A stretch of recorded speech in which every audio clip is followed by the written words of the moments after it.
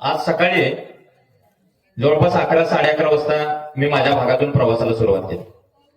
पण प्रवासाला सुरुवात केल्यानंतर 6-6.5 तासांचा प्रवास असताना आणि 318 किलोमीटरचं अंतर असताना सुद्धा मला प्रवासामध्ये 1 सेकंदही थकवा आला नाही. 1 सेकंदही मला कंटाळा जाणवला नाही. कारण सलग 6-6.5 तास मी माझ्या गाडीमध्ये एकच गाणं वारंवार ऐकत होतो की 2च राजे इथे गाजले या कोकण पुण्यभूमीवर, एक त्या रायगडावर आणि एक चौदार तळ्यावर. त्यामुळे मला 1 सेकंदही थकवा आला नाही. विशेष म्हणजे हे गाणं फक्त मला माझ्या 6 तासाच्या प्रवासासाठी नव्हे तर अखंड आयुष्यभराच्या प्रवासासाठी पुरे इतकी प्रचंड मोठी ऊर्जा आणि इतकं प्रचंड सामर्थ्य खरं तर या गाण्यामध्ये आहे. त्यामुळे तुमच्या पारा गावात ज्यावेळी येऊन पोहोचलो मी त्यावेळी माझ्या जवळच्या मित्रानं मला फोन केला आणि विचारलं, अरे गाड्या, व्याख्यानाच्या निमित्ताने तू महाराष्ट्रभर फिरत असतोस, पण यशाचा पासवर्ड मला फक्त एका वाक्यात सांग. त्याला मी सांगितलं, यशाचा पासवर्ड तुला एका वाक्यात कशाला, तुला फक्त 4 शब्दात सांगतो, जय शिवराय, जय भीम हा एकमेव यशाचा पासवर्ड आहे. जो पासवर्ड तुला तुझ्या देशात नव्हे, तुझ्या क्षेत्रात नव्हे तर जगाच्या पाठीवरच्या कुठल्याही देशामध्ये आणि कुठल्याही क्षेत्रामध्ये निश्चितपणानं तुला कामगिरी करण्यासाठी आणि यशाच्या उत्तुंग शिखरावर पोहोचण्यासाठी बळ पुरवू शकतो. एवढं मोठं सामर्थ्य. आणि म्हणून आता 10:15 वाजलेले का 10:30 वाजले? 10:30 वाजलेले. तुमच्या पारा गावात माझा आवाज जिथं जिथं पर्यंत जातोय त्या सगळ्यांनी कान उघडे ठेवून नीट ऐकायचं की एखाद्या गावात गल्लीमध्ये उभा राहून चौकात उभा राहिल्यानंतर समोरच्या व्यक्तीला दमदाटी करायला अजिबात काळजात जिगर असावी लागत नाही. पण गल्लीपासून दिल्लीपर्यंतची भांडणं मिटवताना शांततेचा पुरस्कार करायला किमान या देशात तरी वाघाचंच काळीज असावं लागतं. आणि असं वाघाचं काळीज 2,500 वर्षांपूर्वी ज्यांनी अख्ख्या देशाला बहाल केलं ते माझे तथागत सिद्धार्थ गौतम बुद्ध. बुद्धांची विचारधारा प्रज्ञाशील करुणा अपरिग्रह असते ज्यांनी चालवली ते वर्धमान महावीर. स्वतःच्या अंगावरच्या चामडीची चप्पल करून समोरच्या माणसाला दिल्यानंतर ती चप्पल आपल्या पायामध्ये न घालता ती चामडीची चप्पल स्वतःच्या डोक्यावरती घेऊन भर चौकात आणि भर बाजारामध्ये ज्यांनी वागवले ते जगाच्या पाठीवरचे लोकशाहीचे पहिले जनक म्हणजे संत महात्मा बसवांना. नाचूक कीर्तनाच्या रंगीत ज्ञानदीप लावू जगे असं म्हणत महाराष्ट्रातल्या सगळ्या वारकरी परंपरेचा वारसा पंजाब पर्यंत नेऊन ज्यांनी पोहोचवला ते माझे संत नामदेव महाराज. नामदेवांचं कीर्तन ऐकायला पहिल्या रांगेत बसणारी तत्कालीन संत साहित्यिका संत जनाबाई. त्याच काळात ऊस डोंगा परी रस नव्हे डोंगा, चोखा डोंगा परी भाव नव्हे डोंगा अशी परखड मांडणी करत अख्ख्या जात व्यवस्थेच्या बुडाखाली सुरुंग लावणारे माझे संत चोखामेळा महाराज. चोखामेळांच्या पत्नी संत सोयराबाई. पण नवसैक कन्या पुत्र होती तर का करणे लागे पती अशी वैज्ञानिक मांडणी करत ज्यांचा गाथा इंद्रायणीच्या डोहात बुडवला तरी त्यांच्याच गाथ्यानं अख्ख्या महाराष्ट्राचा माता घडवला ते माझे संत तुकाराम महाराज. याच्या पुढं पाण्यानं आंघोळ करणारी माणसं फक्त पोशाख बदलतात लक्षात ठेवा, पण घामानं आंघोळ करणारी माणसं अख्खा इतिहास बदलायची तयारी ठेवतात. तीच वावरातली माणसं संगतीला घेऊन एक राजा जगाच्या पाठीवरचा प्रचंड पॉवरफुल राजा बनला ते माझे छत्रपती शिवाजी महाराज. 1 सेकंद जरी समोरच्या शत्रूकडे दुर्लक्ष झालं तरी सुद्धा चालेल, पण पाठीमध्ये वार करणाऱ्या सगळ्या स्वार्थी हरामखोर अवलादी हत्तीच्या पायाखाली ठेचून मारल्या पाहिजेत हे दाखवून देणारे माझे छत्रपती संभाजी महाराज. आरक्षण या देशामध्ये पहिल्यांदा ज्यांनी दिलं ते राजर्षी लोकराजा छत्रपती शाहू महाराज. या देशामध्ये माळ रानावर उगवणाऱ्या कुसळावर अनेकांनी कविता लिहिल्या, ढेकळावर कादंबऱ्या लिहिल्या, त्या आभाळातल्या चंद्रावर आणि सूर्यावर सुद्धा अनेकांनी लिखाण केलंय. पण मला कायम एक प्रश्न छळायचा की या देशामध्ये अहोरात्र काबड कष्ट करणाऱ्या, रक्ताचं पाणी करणाऱ्या, हाडाची काढे करणाऱ्या त्या माझ्या शेतकरी शेतमजूर बापावर कधी कोणी लिहिलंय का नाही? त्याचं उत्तर मला मिळालं. या देशामध्ये शेतकऱ्यांचा पहिला ग्रंथ म्हणजे शेतकऱ्यांचा असूड आणि तो ग्रंथ लिहिला ते महात्मा फुले. आणि त्याच्या पुढं ज्याच्याकडे पद आहे, पैसा आहे, प्रतिष्ठा आहे, मान सन्मान आहे, मान मानतो अशा सगळ्या माणसांना साहेब मानण्याची एक जुनी परंपरा आहे. पण पद, पैसा, प्रतिष्ठा, मान सन्मान, मान मानतो यातलं काहीच नसताना एकमेव माणूस जगाच्या पाठीवर साहेब बनू शकला, ज्या साहेबानं माणसांसारखं दिसणाऱ्या माणसांना माणसामध्ये आणलेलं होतं, ते महामानव डॉक्टर बाबासाहेब आंबेडकर. लोकशाहीर साहित्यरत्न अण्णाभाऊ साठे या सगळ्या महापुरुषांना मी पहिल्यांदा मनापासून अभिवादन करतो. तुम्ही म्हणाल जयंती बाबासाहेबांची, आणि मग या सगळ्या महापुरुषांची नावं घ्यायची गरज का? कारण हजारो वर्ष या सगळ्या महापुरुषांनी तुमच्या माझ्या मनाची चांगली मशागत केलेली आहे, माणसांना माणसामध्ये आणण्यासाठी प्रयत्न केलाय. पण या सगळ्याच महापुरुषांना हजारो वर्ष याच्या एका सांस्कृतिक ग्रंथानं प्रचंड छळलं, त्या खंडोळ्या केल्या.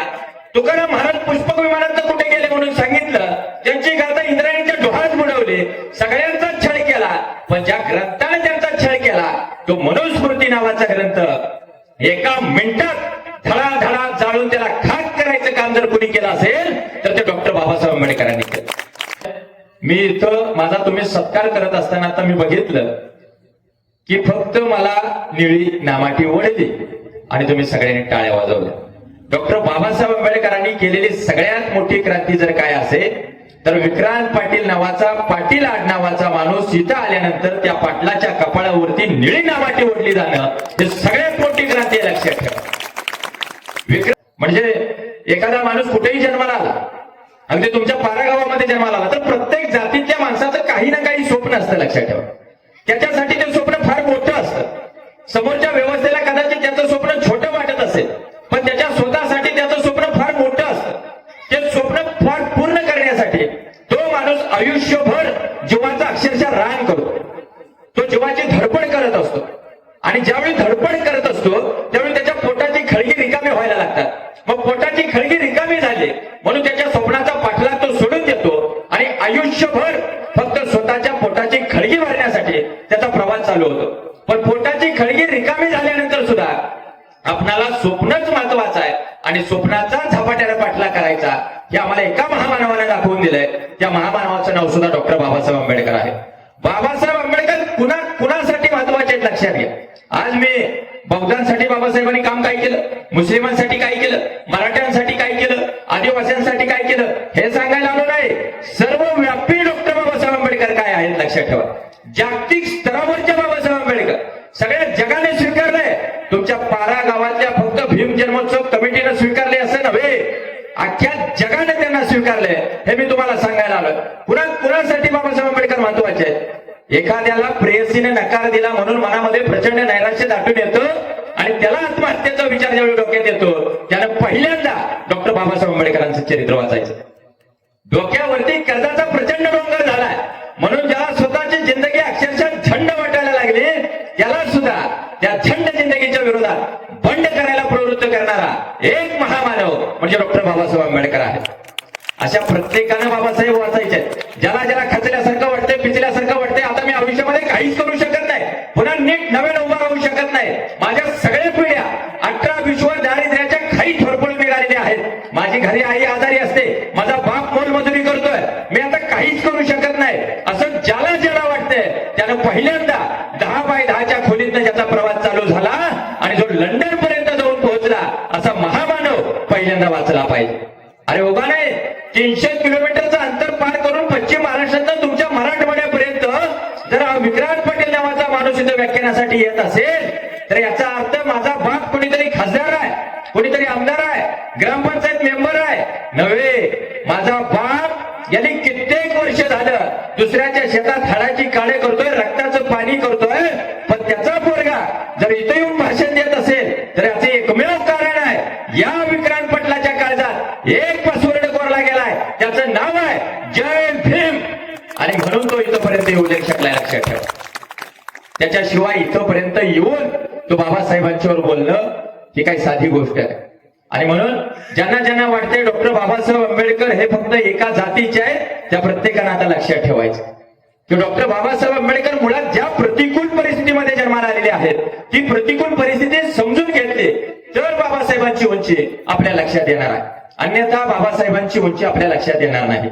माहिती घ्या, त्या काळात बाबासाहेब आंबेडकर पायामध्ये जे बूट घालायचे ना, ते बूट जगामधल्या सर्वोत्तम बुटांपैकी एक होते. हे आता आलं वुडलँडचं बूट वगैरे, हे सगळं आता यायला लागलं, पण त्या काळात बाबासाहेब आंबेडकर सर्वोत्तम बुटांपैकी एक बूट बाबासाहेबांच्या हातातलं घड्याळ हे युरोपियन स्टाईलचं घड्याळ होतं, साधं सुद्धा नव्हे, तुमच्या धाराशिव जिल्ह्यात तयार झालेलं नव्हे, युरोपियन स्टाईलचं घड्याळ. गळ्यामध्ये टाय, 6 रंगांचे टाय, टाय सुद्धा इतक्या छान पद्धतीने घालायचा की आपला टाय शर्टाच्या बाहेर आणि त्या कोटाच्या वरती अगदी नीट शोभून दिसला पाहिजे. त्याच्या पुढे मग हातामधलं घड्याळ चांगलं घालायचं आहे. एका पेनची किंमत त्या काळामध्ये तब्बल 200 रुपये. साधं वागायचंच नाही, साधं जगायचंच नाही, साधं राहायचंच नाही, पोट खपटीला केली तरी चालतील, पण आपली गरिबी ही समोरच्या माणसाला, समोरच्या व्यवस्थेला कळली नाही पाहिजे. गरिबी दाखवण्याची गोष्ट नाही, गरिबी काय प्रदर्शन करायची गोष्ट नाही, गरिबीवर मात करायची आपल्याला, हे बाबासाहेबांनी दाखवून दिलंय. मी गरीब म्हणून जन्माला आलो तरी अजिबात गरीब म्हणून मारणार नाही, मी श्रीमंत म्हणूनच मारणार. बाबासाहेबांनी म्हणून सांगितले, गावं सोडा आणि तिकडे जाऊ, शहरात जाऊ, पोटाला अन्न नसलं तरी चालेल पण चांगलं जगायचं. सिडेनहॅम कॉलेजला ज्यावेळी प्राध्यापक म्हणून बाबासाहेब काम करत होते ना, त्यावेळी महिन्याचा त्यांचा पगार झाला होता त्या काळातला 900 रुपयाचा पगार. आणला घरी, बायकोकडे रमाईकडे दिला आणि रमाईला सांगितलं, या पैशाचे बाजारात जायचं आणि चांगली कपडे घरातल्या माणसाने घेऊन यायची. बायको रमाई एवढी तयारीची आहे की बाजारात गेली आणि अख्खी बैलगाडी भरून त्या काळात कपडे घेऊन आलेले आहे. बाबासाहेब सांगतायत, एक वेळ पोटाला अन्न नसलं तरीच चालेल पण अंगावरती चांगली चकचकीतच कपडे असले पाहिजेत. समोरच्या माणसाला आपली गरिबी कळता कामा नये आणि कुणी जर विचारलं तुमच्या अंगावरती इतकी चांगली महागडी कपडे कशी काय, तर त्याला सांगा, आमच्या घरी आणि आमच्या समाजात असंच चांगल्या कपड्यांमध्ये वावरतात. हे जगाला अजिबात आपली गरिबी दाखवायची नाही. म्हणजे बाबासाहेब आंबेडकरांच्या बाबतीमध्ये एक सांगायला पाहिजे, एक अभ्यासक असं लिहित आहेत की तत्कालीन राजकारणामध्ये 3च माणसं अशी आहेत जी कपड्याच्या बाबतीत अप टू डेट राहत आहेत. एक आहे पंडित जवाहरलाल नेहरू, 2 बॅरिस्टर मोहम्मद अली जिना आणि 3 डॉक्टर बाबासाहेब आंबेडकर. पण फरक असा आहे की ते पहिले जे 2 आहेत ते चांगल्या सुखवस्तू कुटुंबातले आहेत, सोन्याचा चमचा तोंडात घेऊन जन्माला आलेली माणसं आहेत. पण बाबासाहेब आंबेडकर 18-20 वर दारिद्र्याच्या खाईत जन्माला आलेले आहेत, तरी सुद्धा ते अप टू डेट राहत आहेत, चांगली चकचकीत कपडे अंगावरती घालतायत आणि समाजाला सांगतायत अशीच चांगली चकचकीत कपडे आपल्या अंगावरती असली पाहिजेत. पाठीचा कणा ताट करून आपल्याला प्रत्येकाला स्वाभिमानाला जगायचं आहे, हे बाबासाहेब आंबेडकर आयुष्यभर समाजाला सांगतायत. पुढचा नियम जात व्यवस्थेने असा केला होता, कुठल्याही शोषितानं, विशेषतः अस्पृश्याने स्वतःच्या घरावर साधी कौलारू सुद्धा घालता कामा नये.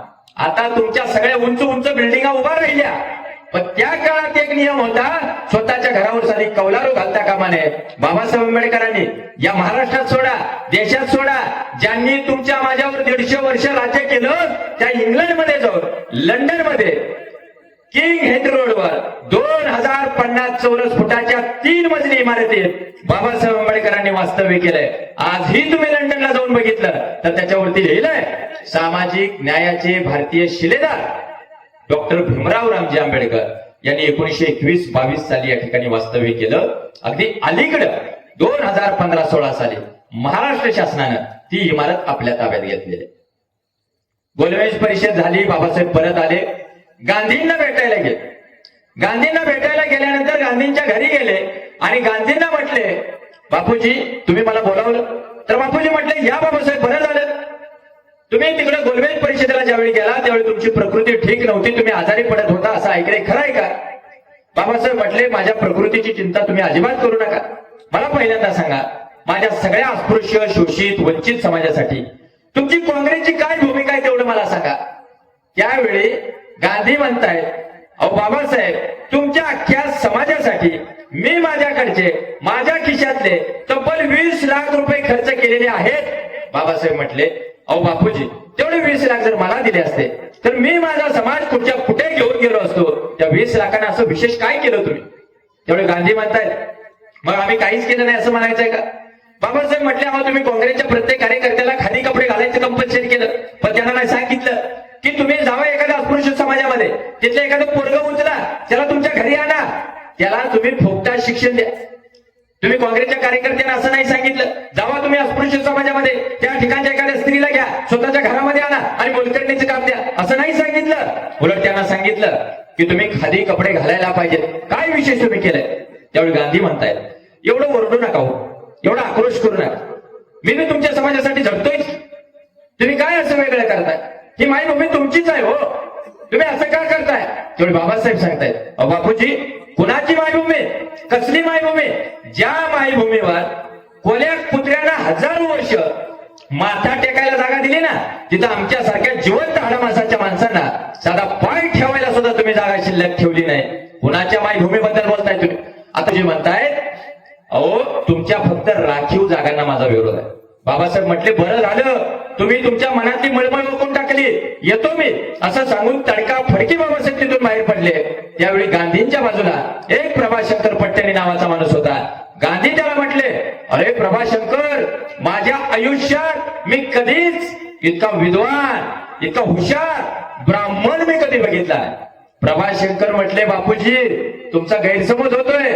तुमच्या बरोबर मगापासून चर्चा करणारा, मगापासून वाद घालणारा तो माणूस हा ब्राह्मण नव्हता, तो जातीनं अस्पृश्य समाजातला आहे. बापूजी म्हटले, अरे अस्पृश्य समाजातला माणूस एवढा विद्वान, एवढं प्रकांड पांडित्य कसं काय? खरं सांगतो प्रभाशंकर, या माणसाशी दोन हात करणं वाटतं तितकं सोपं नाही. कोण सांगतंय? राष्ट्रपिता म्हणून आपण ज्यांना ओळखतो ते महात्मा गांधी सांगतायत. गांधी या देशात कळले एकाच माणसाला, त्या माणसाचं नाव डॉक्टर बाबासाहेब आंबेडकर. आणि बाबासाहेब कळले एका माणसाला त्या काळात, त्या माणसाचं नाव महात्मा गांधी. आता गांधींवर जे बरळत आहेत सारखे, त्यांना काय कळणार आहे का? मागच्या वर्षी सांगलीला 2.5 लाखाचा मराठा क्रांती मोर्चा निघाला. त्या मोर्चाच्या समोर 5 सिलेक्टेड भाषण होती. त्याच्यामध्ये मी भाषण केलं आणि त्या भाषणामध्ये सांगितलं, या देशात पहिल्यांदा मराठा समाजाला आरक्षण मिळावं म्हणून स्वतःच्या केंद्रीय कायदा मंत्री पदाच्या खुर्चीला लाथ जर कोणी मारली असेल तर त्या महामानवाचं नाव आहे डॉक्टर बाबासाहेब आंबेडकर. मग बाबासाहेब मी वाचले पाहिजे. बरं, एवढ्या कारणासाठी बाबासाहेब जवळचे असं नाही, तर त्याच्या पुढे तुम्हाला जाऊन सांगतो की मला कायम प्रश्न पडायचा. मला काही जण मित्र माझे म्हणायचे, अरे तुम्ही काय पाटील बाबा, तुमच्याकडे लय काय काय असणार आहे. आणि मला प्रश्न पडायचा, बाबा हे सगळे सांगतात म्हणजे पाटलांकडे सगळं असणार आहे. मग गेली 20 वर्ष झाले मी अगदी डोळ्याने बघतोय की माझा बाप दुसऱ्याच्या शेतात काबड कष्ट का करतो. मी वडिलांना विचारलं तर ते म्हटले, आपल्या पंजोबाच्या वेळी चांगलं बऱ्यापैकी शेती होती, ती शेती कमी होत आली, तुकडं पडत गेलं, शेतीला मालाला हमीभाव मिळाला असं झाला आणि आता ही परिस्थिती आलेली आहे. पण माझे वडील 1982 ला 10वी झालेले आहे. आणि मला प्रश्न पडला, मग शेतकऱ्यांच्या बाजूने कोणी बोलतंय का नाही? त्याचं उत्तर मला पुस्तकात मिळालं. या देशातलं पहिलं विधिमंडळ हे 1927 सालचं आहे आणि त्या विधिमंडळात शेतकऱ्यांच्या बाजूने पहिलं भाषण करणाऱ्या एका नेत्याचं नाव येतं. त्या नेत्याचं नाव आहे डॉक्टर बाबासाहेब आंबेडकर. अरे म्हटलं, आपण एका शेतकरी कुटुंबातले, तेही मराठा समाजात, मग हे कसं काय बोलतो? ज्यांना ज्यांना वाटतंय बाबासाहेबांनी एका समाजासाठी काम केलं त्यांनी नीट लक्षात ठेवावं. विधिमंडळावरचा बाबासाहेबांचा पहिला मोर्चा बौद्धांसाठी नव्हता, मातंगांसाठी नव्हता, आदिवासींसाठी नव्हता, धनगर समाजासाठी नव्हता, तर त्यांचा पहिला मोर्चा हा सगळ्या शेतकऱ्यांसाठी होता. लक्षात ठेवा, सगळ्यात मोठा मोर्चा त्या काळात बाबासाहेबांनी विधिमंडळावर जो काढला ना, तो शेतकऱ्यांचा मोर्चा. म्हणजे या देशात शेतकऱ्यांचा पहिला ग्रंथ महात्मा फुलेंनी लिहिला. आदिलशहानं 16व्या शतकाच्या सुरुवातीला म्हणजे छत्रपती शिवाजी महाराजांच्या काळात रत्नागिरी जिल्ह्यातल्या चरी गावामध्ये खोतांची नेमणूक केलेली आहे. खोत म्हणजे कडकनाथ कोंबडी नव्हे, कळतंय ना? खोत म्हणजे कडकनाथ कोंबडी नव्हे, ते खोत नव्हे, ते खोत त्या काळाचे नेमले होते. त्या खोतांना एक काम दिलं होतं की तुम्ही कुळांकडून शेती कसून घ्यायची. हे सगळे कुळ म्हणजे सगळ्या जाती धर्मातले शेतकरी होते. आता त्या काळात जमीन कसली जात होती, पण कुळांना कामं लावली जायची. रिकाम्या वेळेत दिवाळीच्या वेळी त्या खोताच्या घरी जायचं, पाणी भरायचं, लाकडं तोडायची आणि त्या ठिकाणी त्यांच्या घराची झाडलोट करायची. 1 रुपया सुद्धा दिला जात नव्हता. कुळांना प्रचंड त्रास व्हायला लागला. त्याच्याकडून कबुलायत लिहून घेतला जायचा, म्हणजे आपल्या भाषेत नोटरी 100चा बॉन्ड, त्याच्यावरती करारपत्र असायचं आणि कुळांना प्रचंड त्रास व्हायला लागला. मग त्या खोतांच्या विरोधामध्ये आंदोलन करायचं ठरलं. 1905 साली त्या काळात कोकणामध्ये कोकण प्रांत शेतकरी संघ उभा राहिला. आता त्या संघाचं नेतृत्व केले कोकणातल्या नारायण नागो पाटील आहेत. त्यांच्यासोबत भाई आनंदराव चित्रे, शामराव परुळेकर आहेत आणि चौथ्या बाजूला आलेले आहेत डॉक्टर बाबासाहेब आंबेडकर. ह्या सगळ्यांनी नेतृत्व केलंय आणि इंग्रजांनी त्या संघावर बंदी आणली. बरं, बंदी आणली म्हणून काय थांबायचंय का? ही सगळी लढणारी माणसं आहेत. मग त्या काळात संप चालू झाला आणि तुम्हाला एक वाक्य सांगतो, नोट करून घ्या. जगाच्या पाठीवरचा शेतकऱ्यांचा प्रदीर्घ काळ चाललेला तो संप म्हणजे कोकणातला शेतकऱ्यांचा संप आहे. 1934 पासून 1939 पर्यंत 7 वर्ष हा संप चाललाय, लक्षात ठेवा. आणि त्या संपाच्या वेळी रत्नागिरी जिल्ह्यातल्या चरी गावात शेतकरी मेळावा भरला. त्या शेतकरी मेळाव्याचे प्रमुख मार्गदर्शक डॉक्टर बाबासाहेब आंबेडकर आहे. अहो, मराठा समाज आहे, कुणबी समाज आहे, धनगर बांधव आहे, कोकणातला कातकरी समाज आहे आणि त्या मोर्चाचे प्रमुख मार्गदर्शक बाबासाहेब आंबेडकर. रत्नागिरी जिल्ह्यातल्या 14 गावांमध्ये जंगी स्वागत केलंय या महामानवाचं. त्यांनी तिथं सभेला संबोधित करताना सांगितलं की तुम्ही या ठिकाणची खोटी निर्मूलन पद्धत केली पाहिजे, कुळांना स्वातंत्र्य दिलं पाहिजे. आणि अशा काळामध्ये बाबासाहेब आंबेडकरांनी 1,22,860 एकर जमीन, ज्याला गुंठा नाही त्यांनी, ज्याला गुंठा सुद्धा नाही त्यांनी 1,22,860 एकर जमीन खोटी पद्धतीतून मुक्त केलेली आहे. आणि सगळ्या शेतकऱ्यांनी त्याचं स्वागत केलं या विषयाचं. आणि त्या काळात बाबासाहेब आंबेडकरांचं स्टेटमेंट आहे, मला तुम्ही कायदा मंत्री बनवण्यापेक्षा या देशाचं कृषी मंत्री बनवा, मला शेतकऱ्यांसाठी काम करायला जास्त आवडेल. मग शेतकरी सगळ्या जातीतले आहेत. बाबासाहेबांनी एका समाजासाठी कुठे काम केलं? आणि म्हणून तुम्हाला जे मी पुढचं सांगतोय ते नोट करून घ्या. तेवढ्या एका विषयामुळे मी बाबासाहेबांच्या अनुषंगाने व्याख्यान देत सगळीकडे फिरलो. तुमच्या मराठवाड्यात दुसऱ्यांदा मागच्या वर्षी मी लातूरमध्ये होतो व्याख्यानात. 1,000 मुलामुलींचं शासकीय वसतिगृह आहे त्या ठिकाणी. तिथेही मी ते सांगितलं. 1 मिनिटाचा विषय आणि मी महाराष्ट्रभर व्हायरल झालं. ते थोडं कान उघडे ठेवून नीट आहे. बाबासाहेब आंबेडकर कोण आहेत? तर या देशामध्ये जेवढे कोणी अर्थतज्ञ झालेले आहेत त्या सगळ्या अर्थतज्ञांना एका अर्थतज्ञाचा अभ्यास केल्याशिवाय पुढे जाता येत नाही. तो अर्थतज्ञ म्हणजे डॉक्टर बाबासाहेब आंबेडकर. या देशामध्ये जेवढे कोणी कृषी तज्ञ झाले त्या सगळ्या कृषी तज्ञांना ज्यांच्या शेतीच्या पॉलिसीचा अभ्यास केल्याशिवाय पुढे जाता येत नाही तो कृषी तज्ञ म्हणजे डॉक्टर बाबासाहेब आंबेडकर. या देशामध्ये हजारो धर्मपंडित झालेत, पण त्या धर्मपंडितांनी जेवढे धर्मग्रंथ वाचले नाहीत, अगदी कुराण, बायबल, गीतापासून गुरुग्रंथ साहिबपर्यंतचे सगळे धर्मग्रंथ ज्यांनी मनापासून वाचले, चालले, तो धर्मपंडित म्हणजे डॉक्टर बाबासाहेब आंबेडकर. एवढंच नव्हे तर या अख्ख्या देशात 6,500 जाते, हजारो प्रकारच्या पोट जाते, पण मराठ्यांना मराठ्यांचा, धनगर बांधवाला धनगराचा, मातंगाला मातंगाचा, आदिवासीला आदिवासीचा जेवढा अभ्यास नसेल तेवढा या देशातल्या सगळ्या जातींचा बारकाईने अभ्यास केलेला महामानव जर कोण असेल तर त्या महामानवाचं नाव आहे डॉक्टर बाबासाहेब आंबेडकर. एवढ्या मोठ्या उंचीवरचं व्यक्तिमत्व, तरी आम्हाला वाटतंय की यांनी एका समाजासाठी काम केलं, एका जातीपुरतं काम केलं. हे फार मोठ्या उंचीवरचं व्यक्तिमत्व आहे. मला कधी कधी प्रश्न पडतो का म्हणून बाबासाहेब आंबेडकर मराठा समाजात जन्माला आले नाही. आज समाज कुठच्या कुठे गेला असता. मला कधी कधी लय भारी वाटतंय की कुंडली मी मानत नाही साहेब, कुंडली मानतच नाही, पण कुंडलीमध्ये माझं नावरस नाव भीमराव आहे.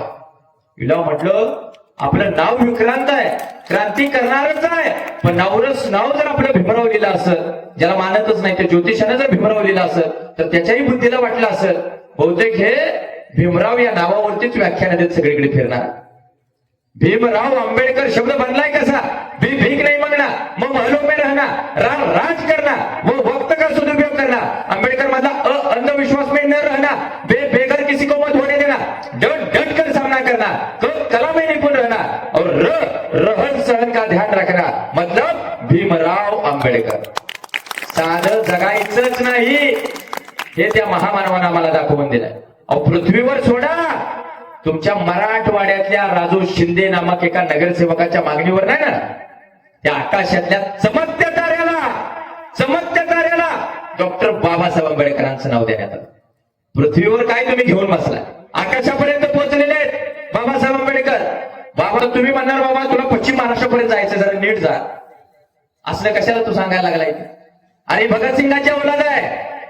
मी आता यांना सांगत होतो डॉक्टर बाबासाहेब आंबेडकरांचा छत्रपती शिवाजी महाराजांचा विचार मांडणारी माणसे काही लुटूपुटू नाही, ती काय ढुंगणाला पाय लावून पडत नाही. लक्षात ठेवा, मारणारी सगळी जमात छत्रपती शिवाजी महाराजांपासून जी आहे ना ती खऱ्या खोऱ्या विचारांची आहे.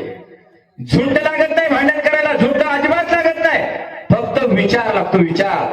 आणि वैचारिक माणसाच्या नादाला कुणीही लागायचं नाही. ते काय करत सांगता येत नाही. दारुडा माणूस नशेत खून करत, गांजाडा माणूस नशेत खून करत, ही आपली नशा रात्रंदिवस आहे. इकडे कुणी नादाला लागू शकत नाही. प्रौढ प्रताप पुरंदर